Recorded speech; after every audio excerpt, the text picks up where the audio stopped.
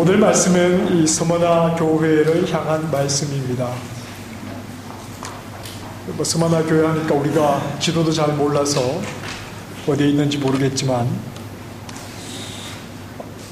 이 서머나 교회를 향해서 이런 말씀을 하십니다.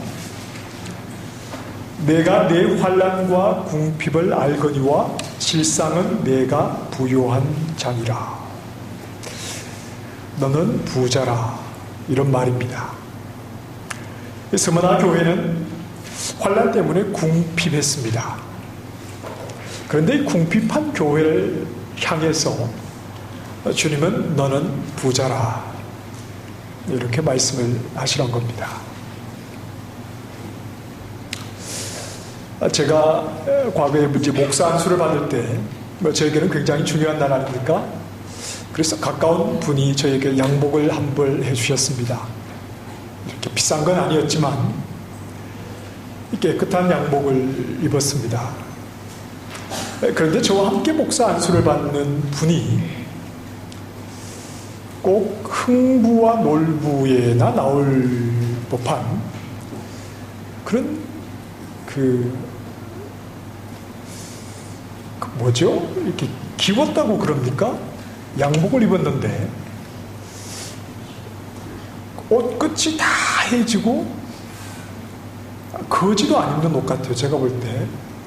그리고 구두도 다 까지고 검은 구두가 허옇게 돼가지고 이런 걸 신고 오셨어요. 그래서 제가 이분이 일부러 이 옷을 입으셨나 그 얘기를 나눠봤더니 굉장히 신실하신 분입니다. 가난한 겁니다. 요즘도 저런 옷을 입을까 할 정도로 남루한 옷을 입고 오셨는데 가난한 겁니다. 아주 가난한 겁니다. 서머나 교회를 향해서 네가 궁핍하다 이 말은 그런 말입니다. 아주 교회가 성도가 가난했다 이런 말입니다. 그런데 이렇게 가난한 교회, 가난한 성도를 향해서 너는 부자다 이런 말씀을 왜 하시는 걸까요? 이 사도 바울이 고린도 교회에 편지를 보내면서 이런 말을 합니다. 아무것도 없는 자 같으나 모든 것을 가진 자다. 아무것도 없으면 정말 없는 겁니다. 가진 것이 없는 겁니다. 그런데 사도 바울은 아무것도 없는 자 같지만 모든 것을 가진 자다. 어떻게 이런 말을 할까요?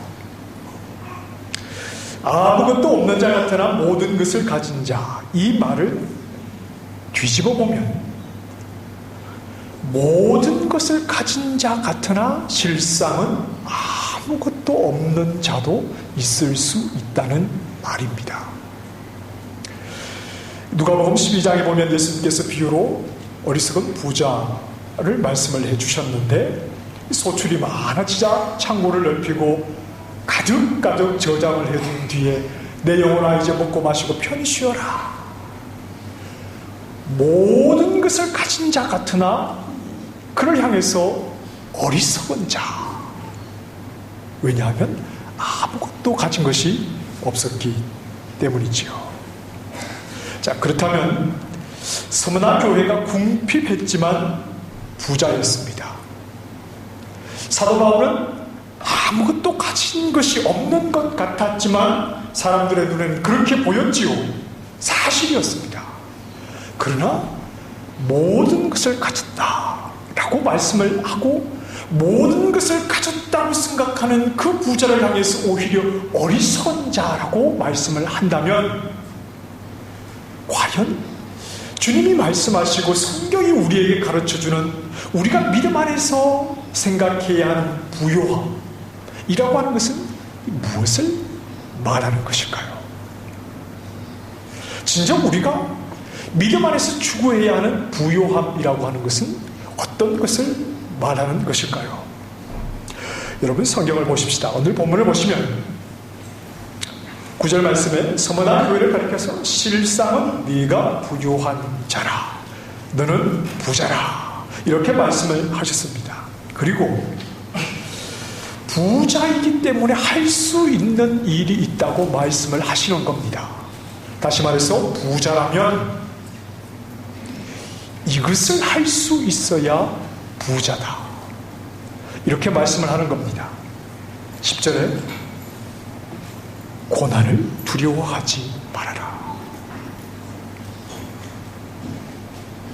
이 무엇이 부유함이냐? 이 무엇이 부자냐? 어떤 사람이 부자냐? 고난을 두려워하지 않을 수 있는 자가 부자라는 겁니다. 많은 것을, 많은 재산을, 많은 물질을 가지고 있다고 부자다, 주님은 이렇게 인정하시는 것이 아니라는 말입니다. 무엇이 부자입니까? 고난을 두려워하지 않을 수 있는 자가 부자다, 이렇게 말씀을 합니다. 현재도 고난 가운데 있지만 10절에 뭐라고 말씀하십니까? 장차 받을 고난도 두려워하지 않을 수 있는 자가 부자다. 여러분, 부자가 되기 원하시죠? 부자가 되시기 바랍니다. 어떤 부자입니까? 성경이 말하지 않는 부자를 말하면 안 되잖아요.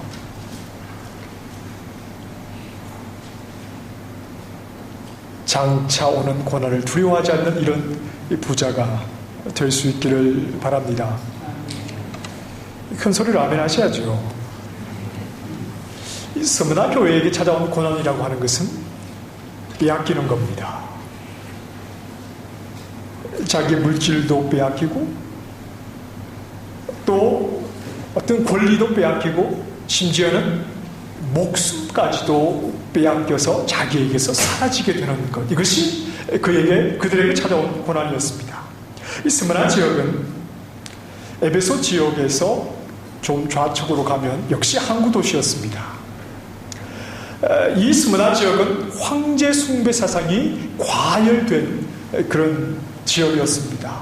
그래서 황제를 섬기는 신전이 있던 지역이 바로 이 스무나 지역이었습니다. 그곳에 신전이 있으니까 로마 황제가 그냥 보질 않겠지요. 자기를 섬기는 신전이 있는 지역이다 보니까 로마 황제가 관심을 가지고 그 지역을 보고 또 여러 가지로 그 지역을 도와주는 겁니다. 그래서 스무나는 항구 도시로 동쪽으로 가는 무역의 중요한 그런 자리를 차지하게 되고, 또 무역이 활성화되면서 경제적으로 아주 번성한 그런 도시가 되었습니다.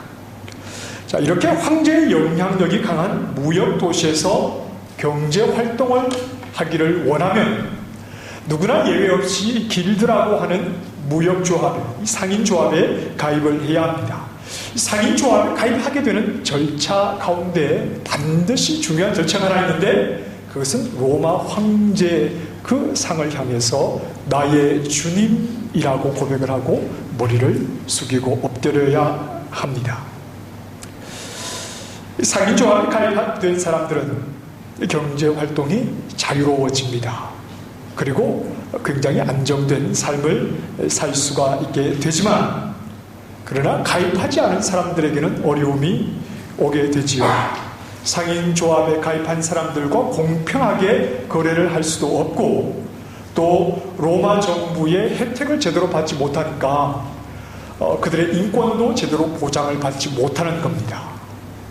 그리고 경제력도 굉장히 불이익이 주어지는 그런 좀 힘든 상황 속에 있게 되는 겁니다. 황제를 숭배하지 않는 교회, 서머나 교회는 자연적으로 사회적으로 외톨이가 될 수밖에 없었습니다. 사회적 약자로 살아가는 그들은 사람들의 눈에 구경거리가 되고 비웃음거리가 되었음에 틀림이 없겠지요. 그들이 사회 속으로 들어가지 못하는 이유가 뭐냐? 그들이 상인조합에 가입을 하고 사회 속에 들어가서 그 사람들이 부유한 그 무역도시에서 좀 넘치는 경제적인 유익을 받지 못하고 외톨이가 되어서 많은 것을 잃어버리면서까지 살아가는 이유가 뭐냐? 한 가지였습니다. 살아계신 주님을 향해서 드린 마음에 다른 것을 담을 수가 없었기 때문입니다. 거짓말로라도 형식적으로라도 예수 그리스도가 이미 내 마음을 다 들여서 고백한 예수 그리스도가 아닌 다른 것을 향해서 나의 주님, 이런 말을 할 수가 없었지요. 그들은 주님을 진심으로 사랑하는 자들이었기 때문입니다. 왜냐하면 알았기 때문이지요. 주님께서 스무나 교회를 얼마나 사랑하시고 단 한순간도 교회를 버리신 적이 없다는 사실을 그 교회는 알고 있었기에 그들도 한순간이라도 주님을 담아놓은 그들의 마음속에 다른 것을 담아둘 수가 없었기 때문입니다. 이 스무나 교회는 지금 요한계시록을 기록한 사도 요한의 제자였던 이 폴리캅이라고 하는 사람이 감독으로 있었던 곳입니다. 그에 대해 잘 알려진 이야기가 하나 있죠. 이것은 물론 주 155년경에 일어난 일입니다. 로마 황제 숭배를 거부하는 기독교인들이 계속해서 박해를 받을 때 이 스무나 교회의 감독이었던 폴리캅도 로마 관리에 붙들려서 잡혀왔습니다. 이 스무나 총독이 폴리캅에게 이렇게 말합니다. 당신 나이도 많지 않소. 그러니 이제 그리스도를 부인하고 한 번이라도 로마 황제를 향해서 머리를 숙이고 나의 주님이라고 고백한다면 이 여생을 편안하게 살게 해주겠소. 그때 폴리캅이 유명한 말을 남기죠. 86년 동안 나는 그분의 종이었습니다. 그동안 그분은 나에게 아무런 잘못도 하지 않으셨습니다. 그런데 어떻게 내가 나를 구원하신 왕을 모독할 수 있겠습니까? 자, 이렇게 스무나 교회는 주님을 모신 마음 때문에 그들이 가지고 있던 것을 하나 둘 잃으면서 또 그들의 목숨까지 빼앗기는 고난 속에 있었다는 말입니다. 다 빼앗기고 그들에게 남은 것이라고는 환난으로 인한 궁핍, 제대로 먹는 것이 힘들고 제대로 입는 것이 힘들고 배고프다고 보채는 자녀들을 바라보면서도 마땅히 어떤 길을 찾지 못하는, 이미 그들 마음속에 계신 그 주님, 교회를 사랑하시는 그 주님 때문에 단 한순간이라도 다른 것을 그 마음속에 담아놓을 수 없는 주님을 향한 그 순결한 믿음 때문에 그들에게 남은 것이라고는 궁핍, 이것밖에는 없었다는 말입니다. 매우 가난한 교회였습니다. 세상의 눈으로 볼 때는 정말 가난한 사람들이었습니다.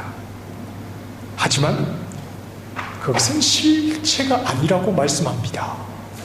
겉으로 보기에는 굉장히 가난한 것처럼 보였지만 실상은, 실제 그 교회의 모습은 부자라. 그 무엇에도 빼앗기지 않는 분이 그들 마음속에 계셨기 때문입니다.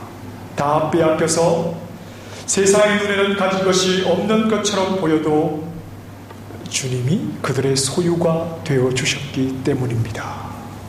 다 빼앗겼습니다. 다 잃어버렸습니다. 가진 것이라고는 아무것도 없었습니다. 그러나 그들이 주님을 향해서 가졌던 그 순수한 믿음, 그 마음속에 계시던 주님만은 그들의 소유가 되어 그들 안에 계셨다는 말입니다. 어쩌면 가진 것이 없어질수록 그들 안에 계신 주님은 더욱 커졌을지 모릅니다. 불빛이 사라질수록 밤하늘의 별들이 더욱 선명하게 보이는 것처럼 말입니다.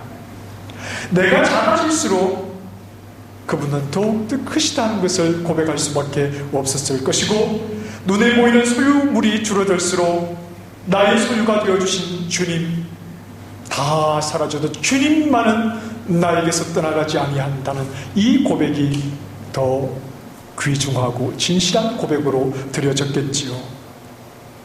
예수님이 계시는 한 그들은 부자였습니다. 왜냐하면 예수님 때문에 고난을 두려워하지 않을 수 있었기 때문입니다. 아니요, 고난이 두렵겠지요. 하지만 내 안에 계셔서 한 번도 나를 버리시거나 한 번도 나를 떠나시거나 한 번도 나의 상황을 모른 척하지 아니하시고 항상 나의 소유가 되어주셔서 나와 함께 계시는 주님 때문에 장차 닥칠 환난과 어려움이라 하더라도 그것을 능히 이겨 나아갈 수 있는 힘이 생겼기 때문이지요. 예수님이 계시는 한 그들은 부자였습니다. 왜냐하면 다 빼앗겨도 모든 것을 잃는다 하더라도 만유보다 크신 주님만은 그 교회의 소유로 남아 계셨기 때문입니다. 저는 지난주 중에 우리 강 권사님 장례를 치르면서 우리 권사님이 주님 품으로 우리보다 먼저 가시면서 우리에게 귀한 것을 남겨주셨습니다. 그 가시면서 남기신 말씀이 저에게는 얼마나 큰 힘이 되는지 모릅니다. 우리 권사님이 하신 말씀 가운데 나는 아무것도 한 것이 없는데 그렇게 사랑스러운 눈으로 나를 바라보신다.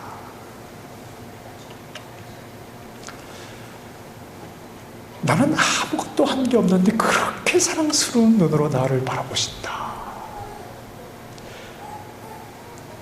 늘 하나님의 은혜를 말하고 하나님의 사랑을 말하고 항상 우리와 함께 하시는 하나님을 말하고 우리의 모든 사정을 다 아시니 염려하지 마십시오라고 이 자리에서 수많은 설교들을 해왔지만 순간순간 작은 일에 불평하고 때로는 마치 하나님이 안 계신 사람처럼 그렇게 낙심하기도 했던 저 자신을 너무나 부끄럽게 하는 말씀이었고 하나님 앞에 저 자신을 다시 세우는 소중한 말씀이었습니다.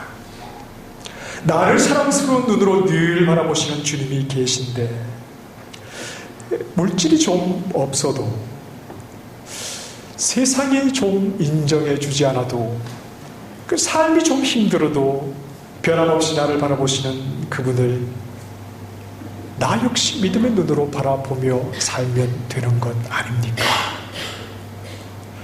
삶의 환경이 좀 어렵고 혼자가 된 것 같고 그저 세상 사람들이 나를 무시하는 것 같아도 늘 하나님 보시기에 부끄러운 나의 삶이지만 내가 하는 것은 아무것도 없지만 그래도 변함없이 그 사랑스러운 눈으로 나를 바라보고 계신 주님이 계시다면 눈물의 자리, 힘든 자리, 그 자리에서 우리 역시 나를 바라보시는 그 주님을 믿음의 눈으로 바라보며 그렇게 한 걸음 한 걸음 주님과 눈을 맞추고 나아가면 되는 것 아닙니까? 아멘. 주님이 우리 사정을 모르시는 게 아니잖아요.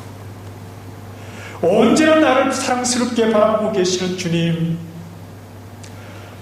서문화 교회같이 환난과 또 믿음을 지키느라 궁핍이 찾아오고 힘들고 어려운 환경이 온다 하더라도 주님이 그 상황을 다 알고 다 보고 계시잖아요. 그 주님을 나도 바라보며 믿음의 길을 걸어가면 되는 것 아닙니까?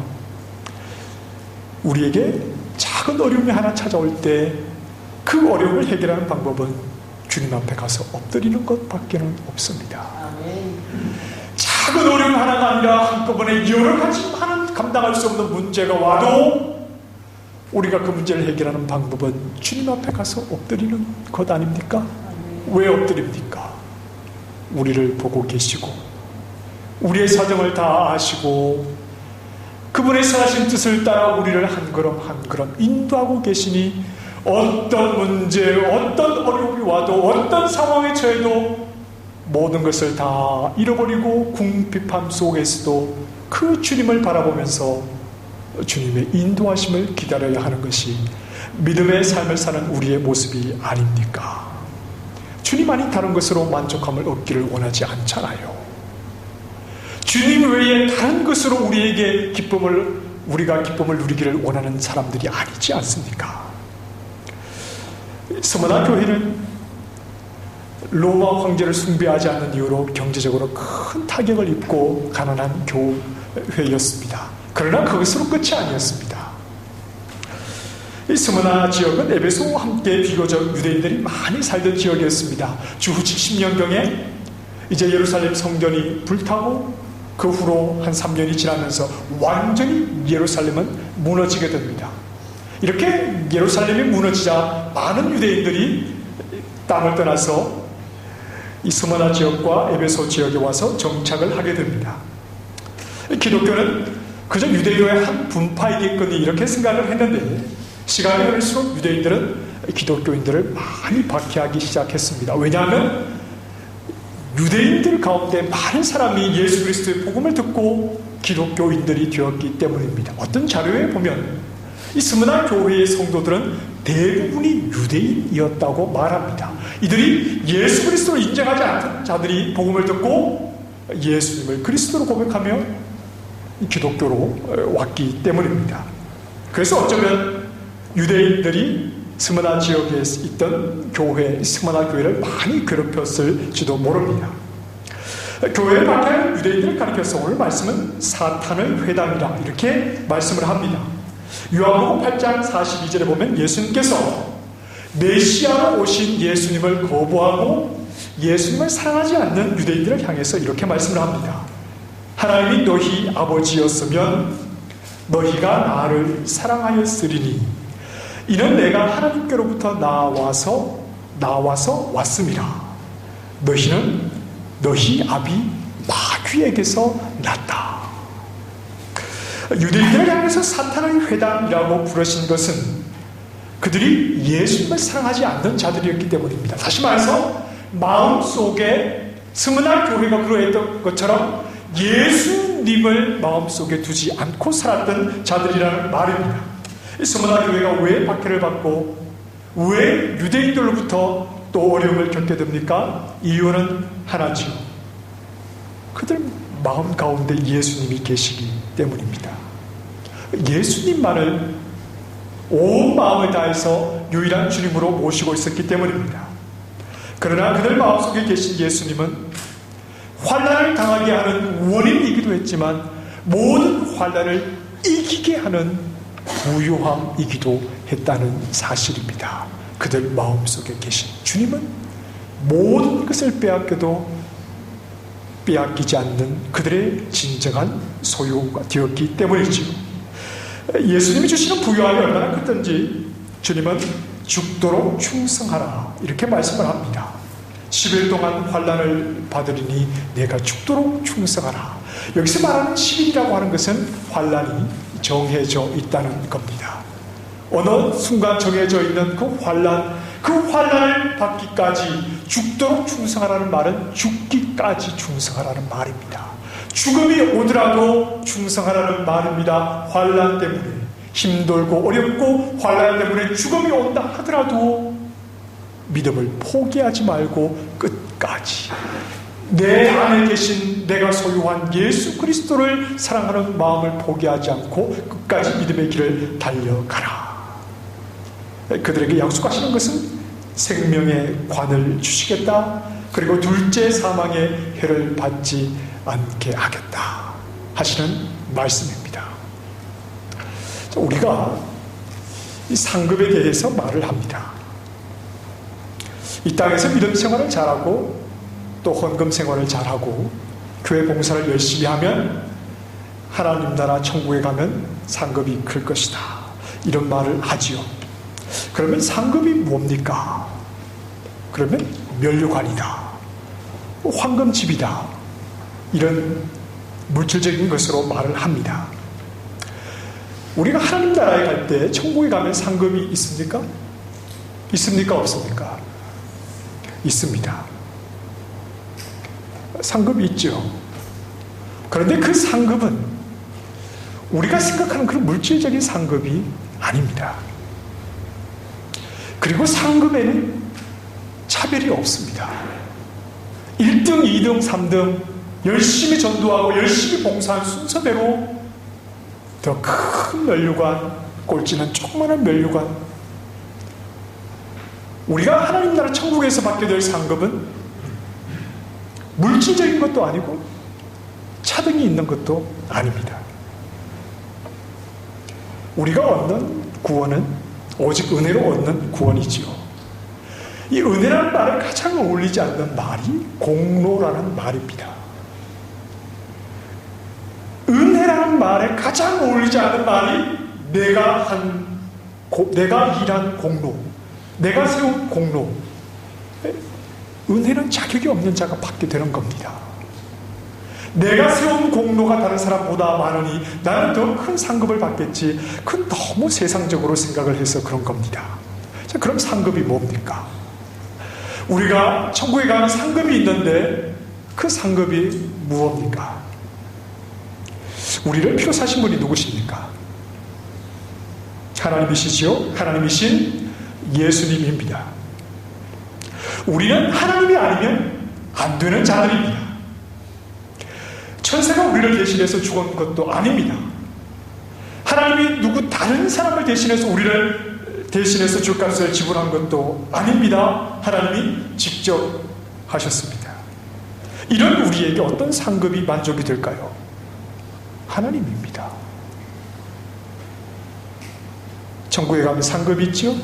그 상급은 하나님입니다. 하나님 외에 어떤 상급도 우리에게 만족을 줄 수가 없는 거지요. 생명의 관, 예수 그리스도가 주시는 영원한 구원을 가리키는 말입니다. 둘째 사망의 해를 받지 않는다. 부활 생명을 얻어 영원히 하나님과 함께하는 것, 하나님을 얻는 것. 나도 하나님의 소유지만 하나님이 나의 소유가 되어주시는 것. 이것이 바로 믿음 생활을 한 성도들에게 주어지는 상급이라는 사실입니다. 하나님 일찍이 말씀하지 않으셨습니까? 아브라함아 두려워하지 말라. 나는 내 방패요 너의 지극히 큰 상급이니라. 우리의 상급은 하나님이신 겁니다. 그 상급은 천국에 가서만 얻는 것이 아니라 이 땅에서도 누리는 것이지요. 우리의 상급은 하나님이신 겁니다. 그 하나님을 무엇과 비교할 수 있고 무엇과 바꿀 수 있고 세상의 어떤 소유와 하나님을 비교할 수가 있습니까? 서머나 교회가 왜 부자입니까? 그들의 상급은 하나님이셨기 때문입니다. 하나님을 소유한 자들이었기 때문이지요. 가난했습니다. 사는 게 힘들었습니다. 때로는 눈물도 흘렸습니다. 때로는 억울한 일도 있었습니다. 그러나 그런 환경 속에서도 그들의 소유가 되어주신 주님을 포기하지 않고 그 믿음을 지켜나갔던 이유는 세상의 어떤 소유도 하나님보다 큰 소유가 없었기 때문입니다. 세상에 그 무엇도 하나님보다 크신 분이 없었고 다 빼앗긴다 하더라도 나를 택하시고 나를 구원하신 그 주님만 내 안에 계셔서 나의 가장 큰 영원한 상급이 되어주셨기 때문입니다. 환난을 두려워하지 말고 이겨내야 하는 것은 다 잃는다 하더라도 심지어 목숨을 잃어도 하나님이 나의 소유요 나의 상급이 되어주시니 세상에 어떤 것을 소유한 것보다 더 큰 소유를 가진 부자라는 사실을 그들은 알았기 때문입니다. 히브리서 10장에 이런 말씀이 있습니다. 10장 32절 말씀에 전날에 너희가 빛을 받은 후에 고난의 큰 싸움을 견디어낸 것을 생각하라. 혹은 비방과 환난으로서 사람에게 구경거리가 되고 혹은 이런 형편에 있는 자들과 사귀는 자가 되었으니 너희가 갇힌 자를 동정하고 너희 소유를 빼앗기는 것도 기쁘게 당한 것은 더 낫고 영구한 소유가 있는 줄 알미라. 여러분, 초대교회나 지금이나 동일합니다. 마음속에 주님을 모시고 믿음의 길을 걸어가는 사람에게는 영원한 소유가 있는 사람들입니다. 그것은 물질적인 것이 아닙니다. 세상에 어떤 소유와도 비교할 수 없는 그들 마음속에 영원한 소유, 그것은 바로 우리 주님이십니다.